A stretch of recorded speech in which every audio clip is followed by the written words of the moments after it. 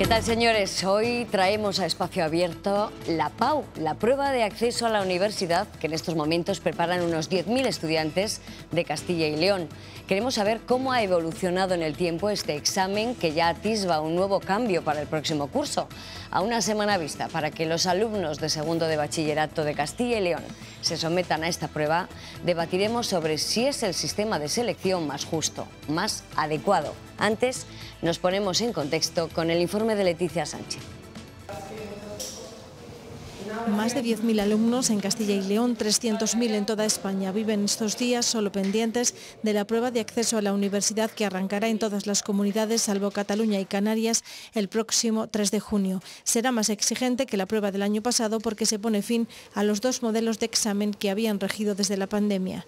Los alumnos tendrán que responder a preguntas que cubrirán entre el 75 y el 80% del temario. Habrá entre un 20 y un 25% de preguntas de carácter competencial que serán obligatorias y las faltas de ortografía penalizarán en la nota.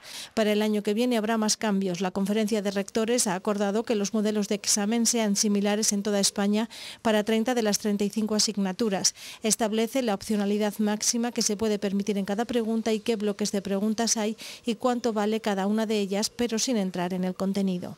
Cambios hacia una prueba más homogénea en un sistema de acceso único a la que no todos llegan en las mismas condiciones. El porcentaje de alumnos con nota de 8 o más en bachillerato se ha ido elevando hasta llegar de media en España al 43%, 20 puntos más que los alumnos que obtienen esa nota en la prueba de la PAU. Y las diferencias por comunidades autónomas van desde prácticamente la igualdad de Cantabria a los 32 puntos de diferencia de Canarias o los 28 de Andalucía.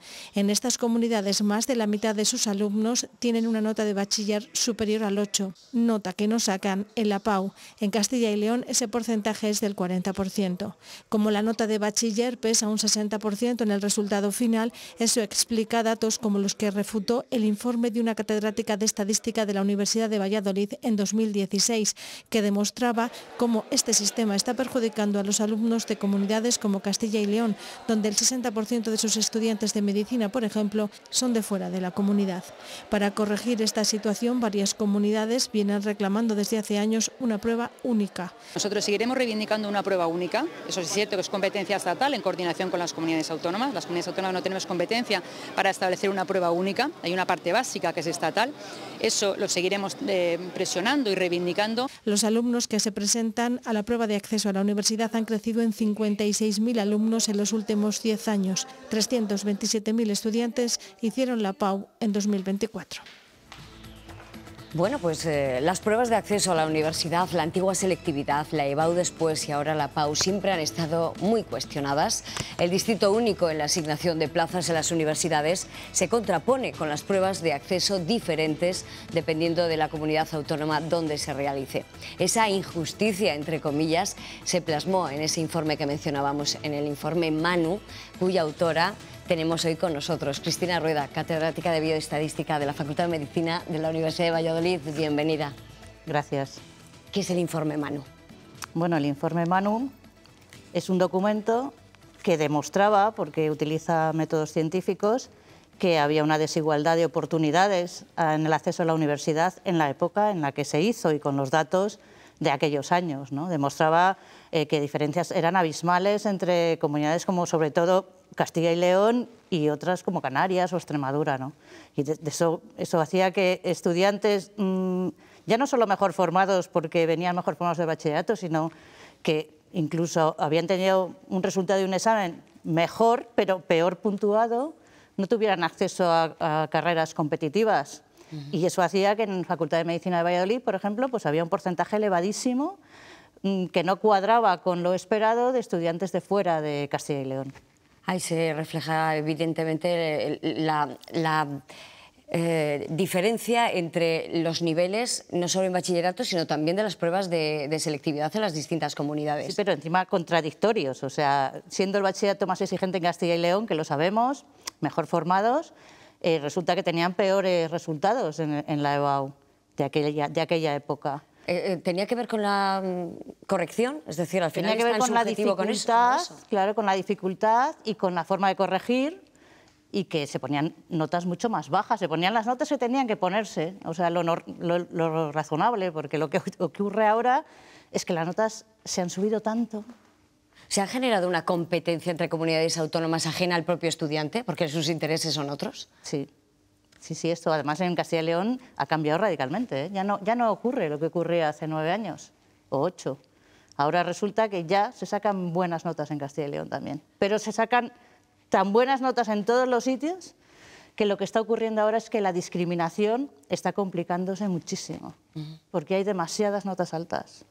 Yo diría que es un problema gravísimo, el de las notas altas. Vamos a desarrollar esta cuestión a lo largo del programa. Sí que quería hacer una puntualización antes de continuar, y es si un informe como ese, tan ilustrativo, elaborado en el año 16, ha servido para algo. Es decir, ¿se ha tomado nota? ¿Aquellos que tienen que tomar las decisiones han tomado nota de las conclusiones de este informe, como bien dice, hecho absolutamente riguroso y con base estadística?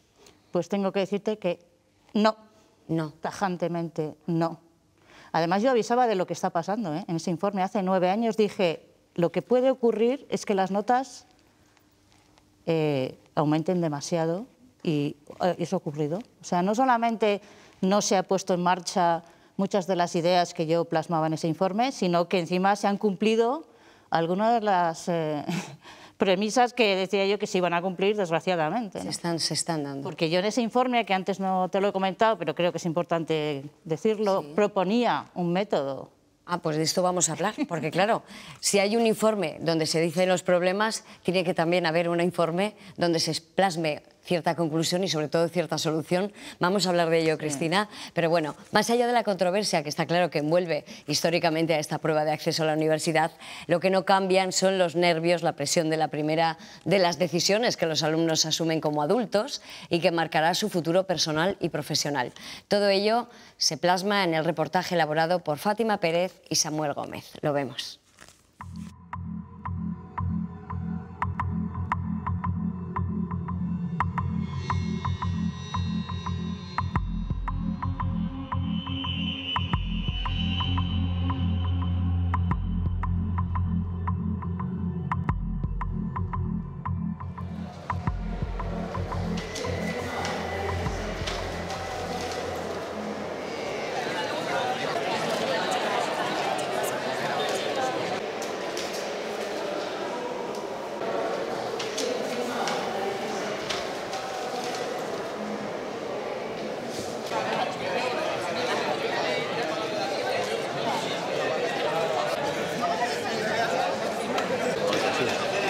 Muy nerviosa, como todos, yo creo, pero al final con organización y con ayudas, tanto del colegio como externa en este caso, pues yo creo que puedes sacarlo todo adelante. En esta recta final, ahora en esta semana lo que nos centramos es hacer modelos de exámenes de años anteriores, pues bueno, pues para que se enfrenten a cómo tienen que hacerlo, medirse los tiempos también, porque los exámenes no solo es importante lo que tú sepas, sino que sepas administrarte muy bien el tiempo para que te dé tiempo a hacerlo todo.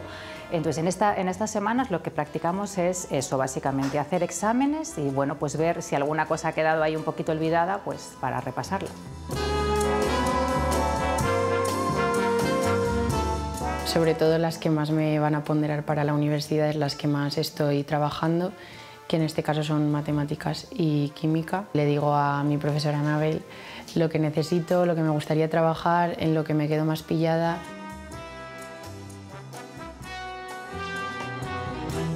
Me gustaría entrar en psicología en Madrid. Está sobre un 10, 300, 400. Sí que es verdad que siento esa presión porque al final es la opción que tú quieres elegir, pero si no también estoy abierta a más opciones con tal de que sea estudiar la carrera que quiero. Os pasarán a repartir el examen. Buena suerte. Tampoco creo que sea bueno obcecarse en una opción porque luego si no sale te vas a llevar una decepción que será más difícil luego.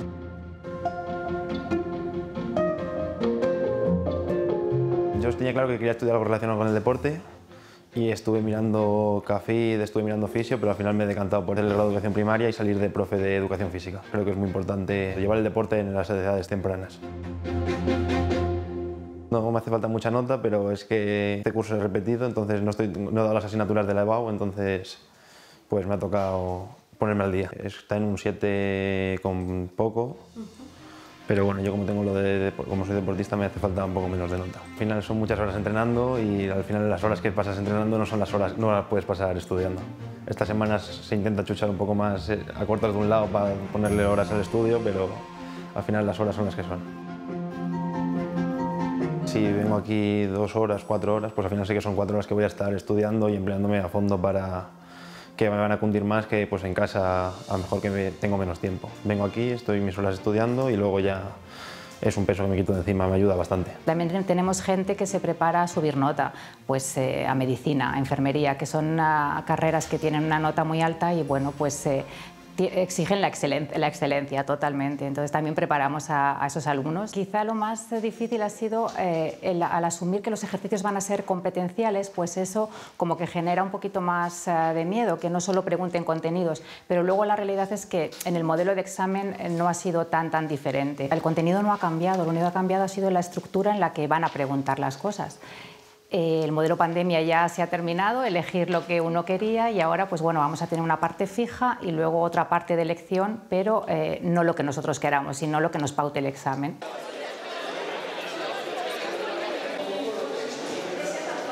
Al principio con un poco de rabia pensando que por qué con nosotros, que por qué nos había tocado nuestro año, pero bueno, algún año tenía que pasar y pues nos ha pasado a nosotros, que sí que es verdad que cambia, pero al final es el mismo temario, es un examen y es lo que llevamos dando durante todo el curso, así que te vas a examinar de lo que es y ya está.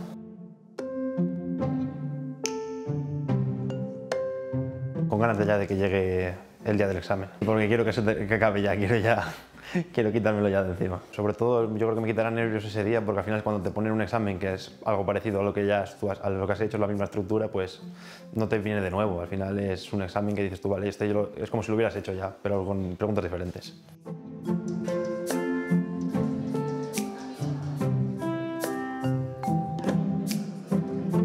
Esa diferencia de criterio entre comunidades autónomas primero viene marcada sobre todo por el bachillerato y por las notas que han obtenido en bachillerato. Eso es un 60% de la nota y sabemos perfectamente por la investigación que el profesorado evalúa de forma más relativa que absoluta. Es decir, que el profesorado tiende a asignar notas muy parecidas independientemente de qué tipo de alumnado tenga. Entonces, esa manera de evaluar ya implica que la justicia, digamos, o la meritocracia no se va a cumplir de forma plena, porque el profesorado es distinto, evalúa de forma distinta y eso es un 60% de la nota.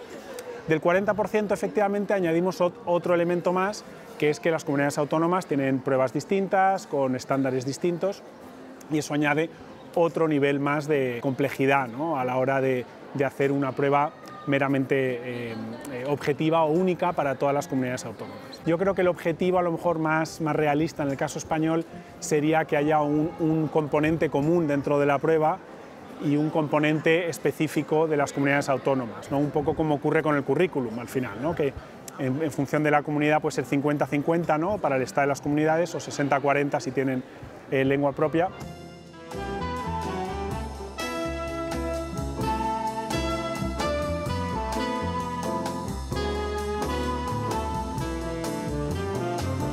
Yo estoy a favor personalmente de que el examen sea igual en todos los lados y que el nivel de exigencia sea el mismo.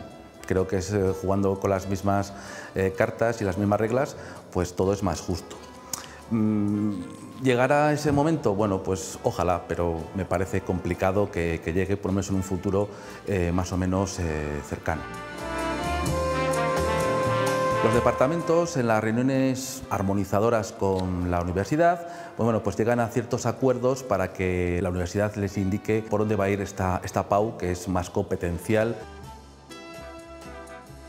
Ha sido mucho trabajo por parte tanto de la dirección como de los profesores, como los de departamentos, el ajustar el cambio de la PAU a los chicos. Entonces ha habido cambios de ajustar exámenes, ajustar contenidos, ajustar la forma de corregir, teniendo en cuenta los criterios que nos indicaba la PAU.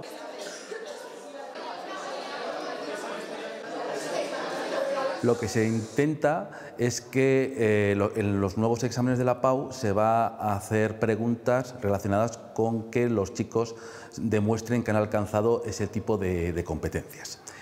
Un ejemplo así básico, por ejemplo, es que seamos capaces de que un chico en una competencia de inglés no solamente sepa gramática, sino que si estuviera en un aeropuerto internacional y tuviera que sacarse un billete de avión, pues sea competencial para poder hacerlo en un idioma que no es el suyo. Y así pues con el resto de las asignaturas. Nosotros desde ya primero de bachillerato hacemos simulacros de exámenes de la PAU en un formato de papel igual.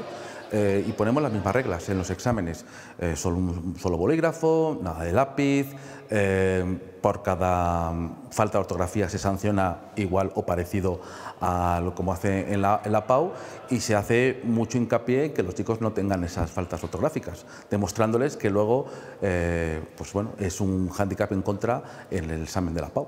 Les hemos mandado guías, tenemos un grupo en Teams donde ponemos todo tipo de exámenes, modelos cero, etc.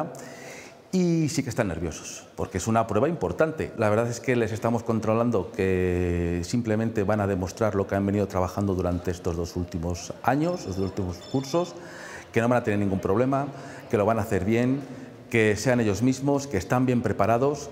Hemos hablado también con las familias para pedirles también ese apoyo de trabajo, de hábito de estudio, pero sin presionar demasiado. Y yo estoy seguro que por lo menos la gran mayoría de los alumnos, ya no solo de este colegio, sino de toda Castilla y León, lo van a hacer fenomenal.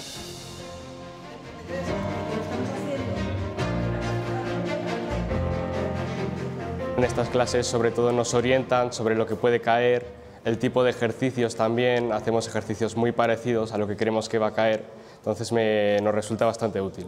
Por la mañana sí que suelo venir a las que más o menos me van a orientar en ejercicios así un poco más complicados que nos pueden decir, y luego por la tarde ya pues por mi cuenta lo suelo hacer. Intentamos a lo largo de los días pues tocar todos los bloques de contenidos y hacer ejercicios tipos tanto de modelos como de años anteriores de selectividad, y sobre todo hacer hincapié en esas cosas que hemos visto a lo largo del año que los exámenes pues o no explican o se los saltan, o sobre todo pues eso, hacer hincapié muy mucho en esos detalles que al final les pueden penalizar la nota. Es un examen pues que es importante, al final no decide nuestro futuro, pero bueno, la universidad a la que vamos a ir y eso sí. Así que bueno, habrá que ponerle esfuerzo y preparárselo bien. Le dedico bastante horas al día, por la mañana sí que me suelo levantar pronto y así.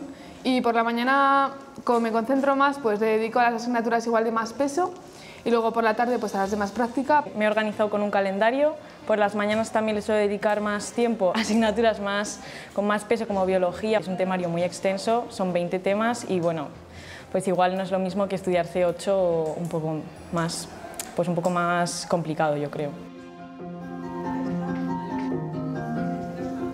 Es voluntario. Lo que pasa es que desde el colegio sí que se les anima de cara, sobre todo, yo desde mi parte de matemáticas, a repasar, porque luego es una parte que se quitan de estudiar en casa. Es una forma de repasar esos contenidos claves y sobre todo creo que de transmitirles confianza. Conforme pasa el tiempo los nervios aumentan. Tú ves cómo han sido otros exámenes y la forma en que han corregido, pero al final, como esto va a ser todo nuevo, pues tenemos un poco de incertidumbre y eso sí que pues, nos presiona un poco.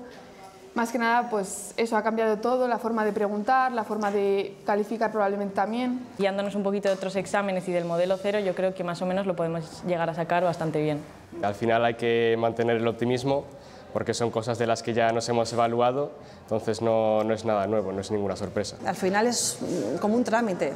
El segundo de bachillerato es muy duro, los ritmos no te da tiempo casi cuando has acabado una primera evaluación, casi estás ya finalizando la segunda, y bueno, y al final selectividad está concentrado los exámenes en días, pero en el colegio también lo hacemos así. Entonces están acostumbrados a todo lo que les va a venir. Seguro que cuando lo pasen, y a todo lo pasado nos pasa, decir, pues bueno, pues no era para tanto.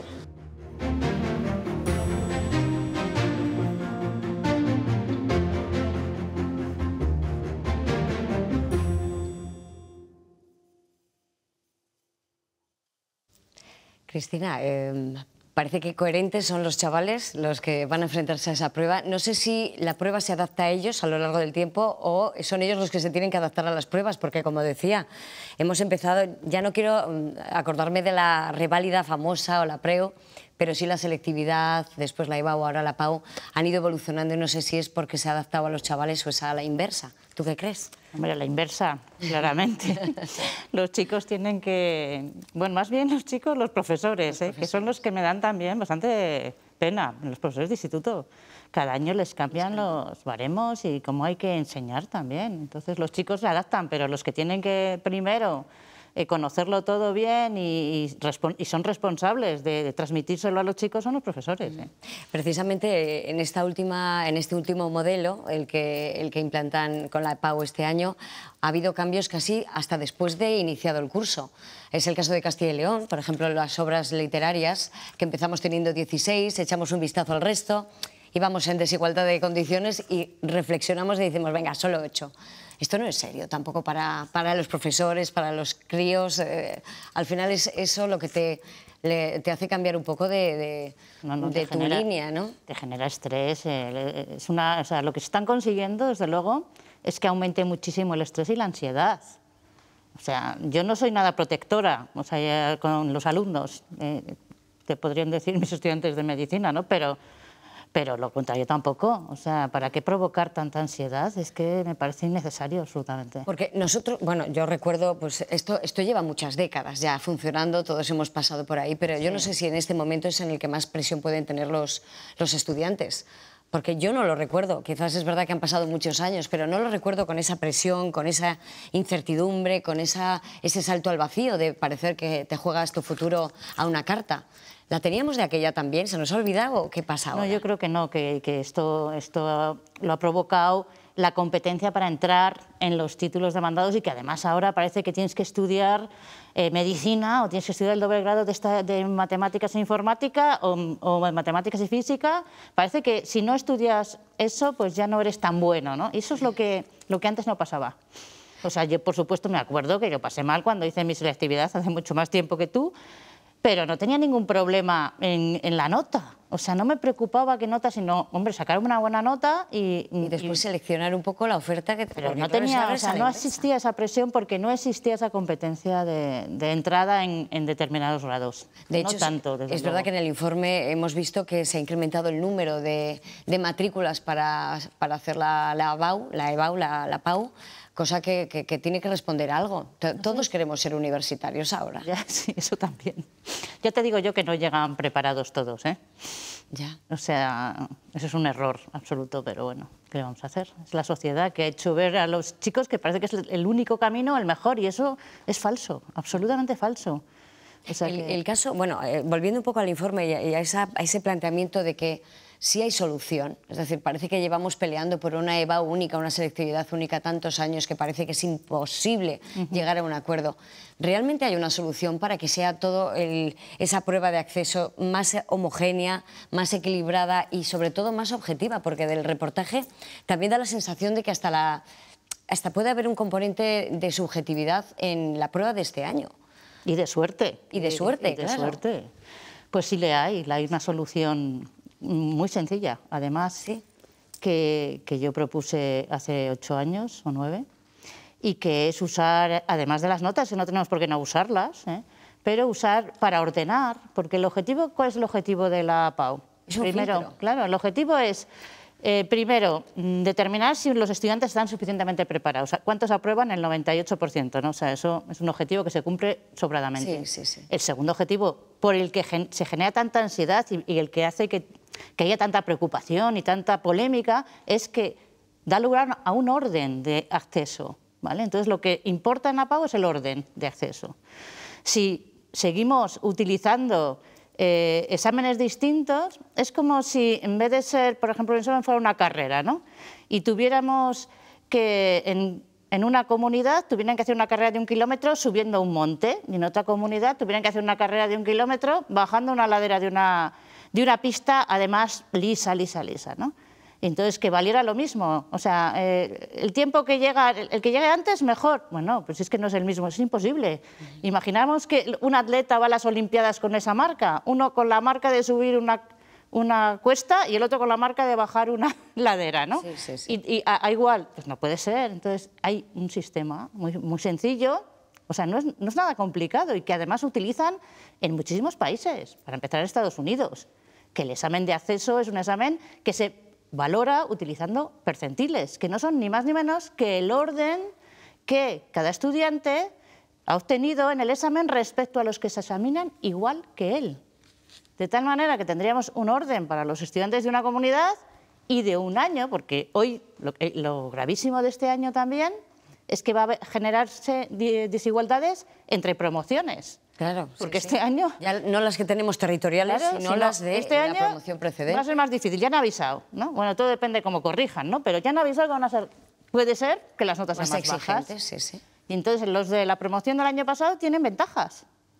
Pero es una cosa clarísima de desigualdad, que yo, si hubiera sido de este año, dicen, a alguno le tenía que tocar, yo me hubiera levantado en armas, porque eso me parece claramente una... No, la verdad es que hemos sido bastante pasivos en esta situación, porque es verdad que las notas de la EBAU sirven para 3 años. Claro. Venimos de una etapa COVID que ha sido laxa absolutamente, Totalmente. Podías estudiar la mitad del temario y elegir. Es decir, ahora es verdad que esta promoción se va a enfrentar a muchas contingencias que tienen solución, como digo. Sí, porque yo digo, bueno, vamos a volver al percentil, que es simplemente utilizar el orden, ¿no? El orden de los que se han examinado como tú, o sea, de los que se examinan este año en Castilla y León, el año pasado en Canarias, y todos tendrían, en vez de la nota, simplemente el orden relativo respecto a los que se examinan como ellos. Y a la hora de optar a una plaza de una universidad, es decir, el de Canarias que quiera optar a una plaza en Castilla y León, pues nada, les ordenamos. ¿Ese percentil va equilibrado también? Claro, bueno, porque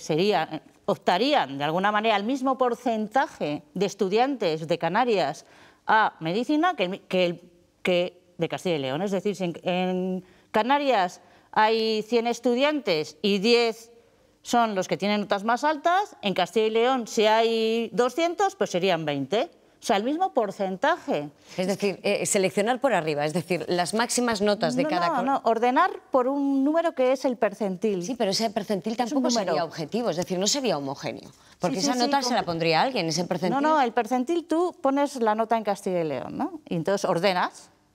El que tiene la nota más alta es el 100. Imagínate que son 100 estudiantes para que sea más sencillo, ¿vale? Sí. De los 100 estudiantes, el que vamos a coger son los que han aprobado, para que sea también más justo, en mi opinión. 100 han aprobado en Castilla y León. ¿A quién le pongo un 100? Al que tiene mejor nota. Pero no un 13 ni un 14, no, un 100. Ese tiene un 100. Y el último tiene un 1. En Canarias, el que tiene mejor notas, en Canarias, independientemente que sea un 10, un 12, un 14, tiene también un 100. Entonces, esos dos estudiantes tendrían la misma nota, pues son los mejores de Canarias y el mejor de Castilla y León. Claro. Y también el año pasado y el siguiente y el año que... O sea, podríamos homogeneizar las notas de este año con las del año pasado. O sea, es un sistema sencillísimo. Es que yo muchas veces he pensado, ¿por qué nadie ha recogido esta idea que yo escribí en el informe Manu? Y yo creo que hay 3 razones. Una, el desconocimiento. Puede ser que eso sea técnico, una base importante. El miedo a que no lo entendamos o que sea complicado, ¿no? O a romper la dinámica, es decir, porque sí, siempre la inercia ha sido así, la inercia que nos ha llevado año tras año. Y el temor, o sea, pero es como si tuviéramos un enfermo de cáncer y que hay una nueva terapia, un enfermo que ya, pues, le han probado, han utilizado otros tratamientos y no hay solución. Y tienes uno que sabes que ha sido solvente para otros y no lo utilizas. Vamos a probarlo, claro. O sea, es que yo estoy sorprendida, pero no solamente yo, sino cualquiera que a mi alrededor ha escuchado y sabe sobre este tema y la propuesta que hicimos en su día. Y es que a mí nunca me ha llamado nadie. O sea, 550, yo cuando leo la CRUE ha recogido, tiene 550 expertos. Digo, bueno, serán expertos en cada una de las materias, pero no expertos en cómo organizar una prueba más justa. Y hay un efecto del que se habla poco, que tiene que ver con el hecho de que hay notas muy altas, que es el efecto de la suerte. Ahora mismo el efecto de la suerte es muchísimo más grande que antes, porque como las notas son muy altas, pues de repente en una comunidad hay un examen más difícil, por muchas razones, porque es que un profesor a veces ponemos un ejercicio que no somos conscientes de que tiene mayor o menor dificultad. ¿Sí? Bueno, eso ocurre todos los años porque lo oímos, ¿no? De repente, no, el examen de matemáticas en La Rioja fue dificilísimo, el examen, ¿no? Esto ocurre. Bueno, pues al que le ocurra esto, se acabó. Claro. O sea, es tan sensible el sistema a cualquier problema, al azar, a cualquier cosa que pase. O incluso que no estés de salud bien ese día, justamente porque te duele. Sí. Claro, que puede confluir demasiadas circunstancias como para que no tengas el control absoluto de que todo va a ser, pues eso, riguroso, objetivo y que se va a dar lo máximo que cada uno puede dar. Claro. Es así. ¿Influye, quiero decir, cada comunidad autónoma tiene transferido a la educación? ¿Influye precisamente en no llegar a ese acuerdo en que cada uno ha hecho un contenido diferente dentro de sus aulas? Te voy a decir una cosa que es que yo creo que no lo he dicho suficientemente claro. El usar preentendines, además, es un sistema justo. Pero justo para lo más importante. Para las comunidades que tienen un sistema de bachillerato más débil, digamos, entre comillas. Y es que esto yo creo que no lo han entendido. No lo han entendido los políticos, porque justamente yo creo que el temor que tienen es que en comunidades donde el bachillerato es más exigente y los estudiantes salen más preparados, pues si hay una prueba única, que yo nunca he estado a favor de una prueba única porque creo que es injusta, si hubiera una prueba única, claro, esos estudiantes tendrían ventaja. Y eso sería injusto, en mi opinión, también. Pero en cambio el sistema de percentiles iguala a las comunidades con un sistema diferente o menos exigente con las comunidades con un sistema más exigente. Y podrían, cada comunidad, hacer el examen como quisieran. Y podríamos volver a los estándares antiguos, a exigir un poco más y a no tener miedo a poner notas más bajas, sino que discriminen mejor. Ya. Sería un sistema... Pero bueno, yo digo, si es que es la solución y muy simple. O sea, no tenemos que hacer nada. Simplemente, en vez de volverles tan locos a los profesores de bachillerato, tendrían que entender que no es tan difícil el nuevo sistema y explicárselo a sus alumnos, nada más. En todo caso, decía que es verdad que el bachillerato a priori en Castilla y León es más exigente, siempre ha habido mucha presión, es decir, la exigencia de nuestro bachillerato se demuestra también en el informe PISA, extraordinario, pero sin embargo no se refleja en la EBAU, en los resultados. Pues por eso, porque como dependen de la dificultad del examen, de los criterios de corrección, pues no se reflejan, aunque ahora se refleja mejor, porque desde que hicimos el informe Manu, en Castilla y León se han subido mucho las notas.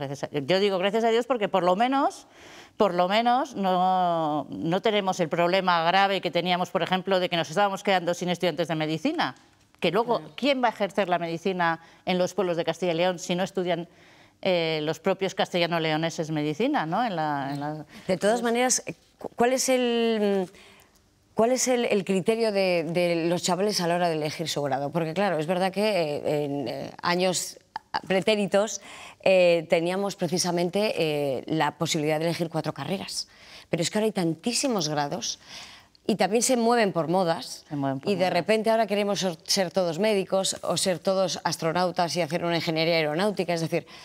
¿Cómo se está moviendo este asunto? Bueno, pues bueno, pero esto ya no sabría decir. Yo solamente lo observo. Sí. Yo observo que yo soy matemática, ¿no?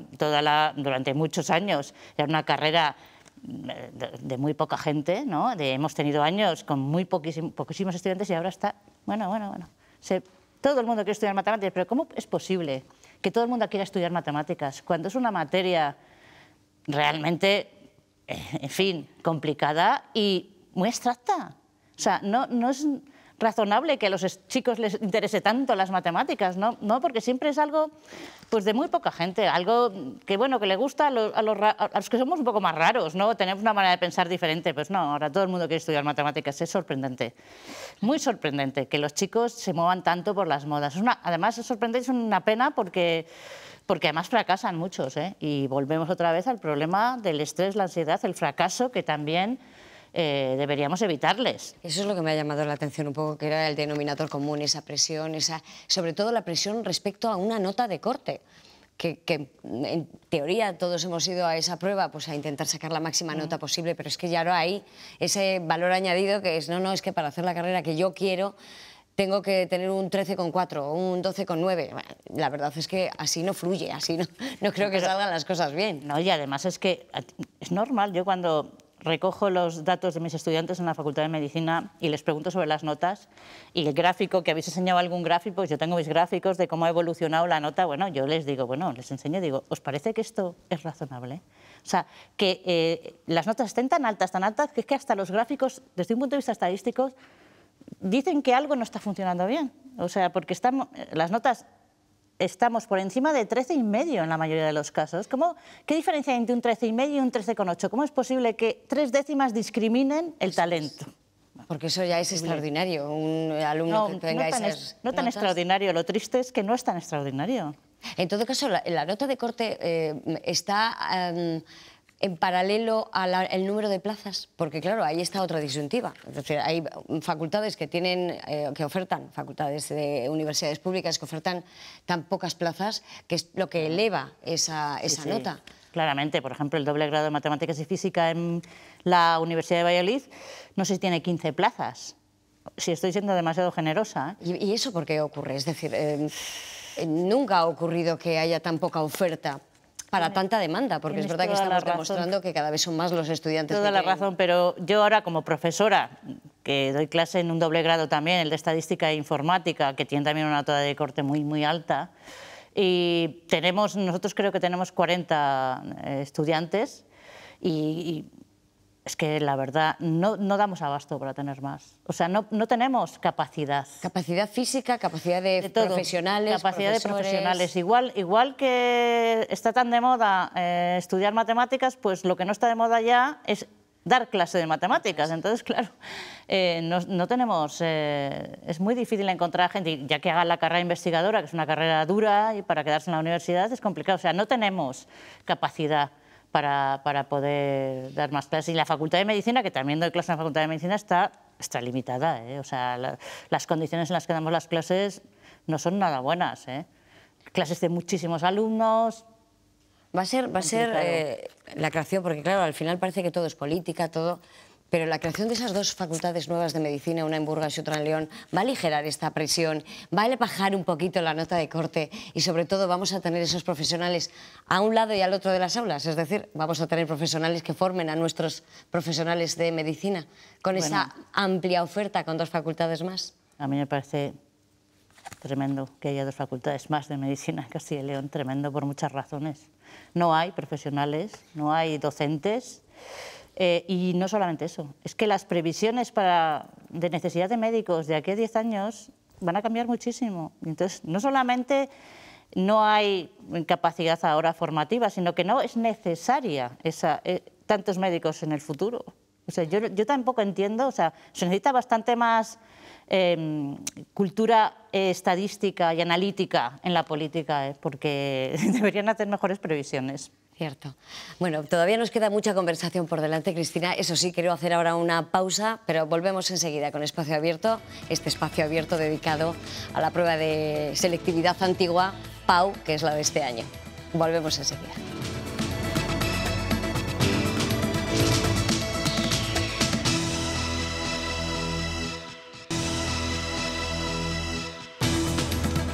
Ya estamos de nuevo en Espacio Abierto, ya saben, hoy estamos hablando de la prueba de acceso a la universidad y lo estamos haciendo con Cristina Rueda, que es catedrática de Bioestadística de la Facultad de Medicina de la UBA. Estábamos hablando de esa cantidad de grados que se están implementando en las universidades, especialmente esas dos nuevas facultades de medicina, pero es verdad que antes cada universidad tenía su grado estrella o licenciatura estrella. Hemos perdido ese punch en cuanto a la identificación de una facultad, de una universidad con una carrera. Es decir, León tenía como buque insignia medicina, cada facultad veterinaria, tenía, ¿no? Diría. Veterinarias, cada uno tenía su buque insignia. Ahora son tantos los grados de distinta condición que estamos perdiendo esa identidad también. Bueno, no sé, es difícil. Yo no sabría decir, quizá medicina es el buque insignia y siempre lo ha sido de la Universidad de Valladolid. Sí. Puede ser, aunque la Facultad de Ciencias yo creo que tiene un potencial tremendo y siempre lo ha tenido también. Y no lo sé, yo no creo que sea malo tener más grados. Lo que pasa es que los estudiantes tienen que estar bien informados. Entonces, tener más grados, digo, en una universidad. Repetir el mismo grado en una universidad de la misma región, ya creo que eso es un error, la verdad, porque no tenemos capacidad para tanto, pero que haya más variedad de grados y más opciones, sobre todo si están actualizados, si son grados que demanda la sociedad, Bueno, pues no me parece mal, siempre que tengamos capacidad, insisto, porque ahora mismo yo veo complicado, por ejemplo, va a empezar también farmacia en la Facultad de Medicina. Yo voy a tener que, bueno, que organizar alguna asignatura ahí, también tenemos bioestadística y ya no sé de dónde voy a sacar los profesores y cómo vamos a hacerlo. O sea, y yo soy una profesora de una asignatura no clínica, ¿no? Las asignaturas clínicas todavía son más complicadas. ¿Estará la universidad pública a punto de colapsar? Me da la sensación de que está todo demasiado constreñido como para que las cosas fluyan, la oferta y la demanda se equilibre. Porque claro, hemos tenido ese debate hace muy pocos meses respecto a el papel que están adquiriendo las universidades privadas, su proliferación, cada vez son más, cada vez ofertan más plazas, cada vez los alumnos tienen que decantarse por eso. ¿Estamos haciendo mal las cosas desde la universidad pública como para que esto esté pasando? Es que es muy complicado entrar en esa valoración. Yo no sé si estamos haciendo mal las cosas, podríamos hacerlas mejor, eso seguro, pero te aseguro que lo que nos falta es personal.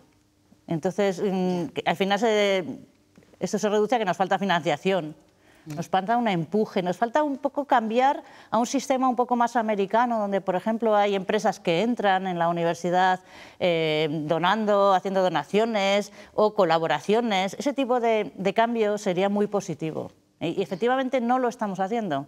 Y entonces el mundo va a cambiar tanto que también te diré que no sé cómo será dentro de poco, porque la inteligencia artificial lo va a revolucionar absolutamente todo. Y entonces, esa espada de Damocles. Bueno, no sé, a ver qué pasa. Es maravillosa, la verdad, pero lo va a cambiar todo. Entonces también va a cambiar la docencia universitaria y las opciones. Yo creo que muchos grados que están ahora de moda van a dejar de estarlo, porque, por ejemplo, todo lo relacionado con la informática y la computación, cuidado, porque ahí la inteligencia artificial es poderosísima. Entonces van a cambiar muchas cosas. Yo le diría a los estudiantes de ahora más que tengan muy en cuenta la inteligencia artificial para elegir su futuro, que lo piensen un poco, que lean sobre el tema, hacia dónde vamos. Está claro que es una reflexión que hay que hacer, profunda. Lo que pasa que es verdad que ahora estamos en el momento en el que ellos lo único que quieren es focalizar esa prueba, la PAU. Volvemos al informe, Manu. Yo no puedo dejar de pensar en si también la forma, las competencias, estamos hablando en el reportaje, es que entra en juego las competencias. La parte memorística se está penalizando ahora mismo, es decir, memorizar como hemos memorizado siempre, ahora ya no cuenta, ya resulta que no es lo que necesita el sistema. Parece que la memoria se está teniendo menos en cuenta, es verdad, en la nueva PAU, por lo que dicen. A mí me parece peligroso, es como el utilizar las tablets en clase, son unas modas que me parecen peligrosísimas. Yo, desde luego, creo que es un error irse de un extremo al otro. Creo que la memoria, igual que el utilizar el papel y el bolígrafo, el que un profesor explique con la tiza, que hace que el alumno vaya viendo cómo escribes, y es una manera mucho más interesante de aprender, porque los alumnos no aprenden mirando. De hecho, hay investigaciones que se sabe que si un niño pequeño en su primera etapa está muy expuesto a las pantallas, su cerebro ya luego es incapaz de entender una lectura, porque ya es todo como visual, ¿no?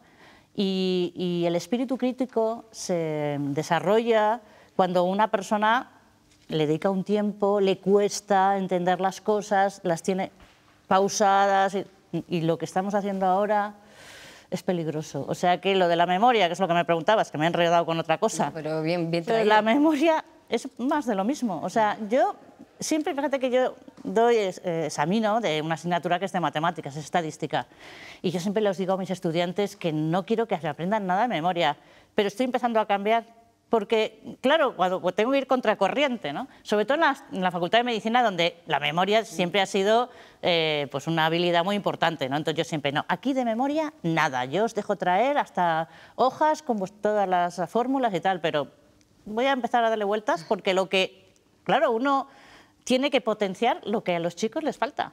O sea, yo no estoy de acuerdo en los cambios tan radicales. Cuando estábamos viendo el reportaje, hacía el comentario de que me alegro mucho que todavía los chavales estudien con sus papeles, con sus apuntes a mano, con sus subrayados, con su pasas página, porque es verdad que todos recordamos esa memoria fotográfica de cuando nos preguntan una cuestión, a ver, ¿en qué lado del libro estaba?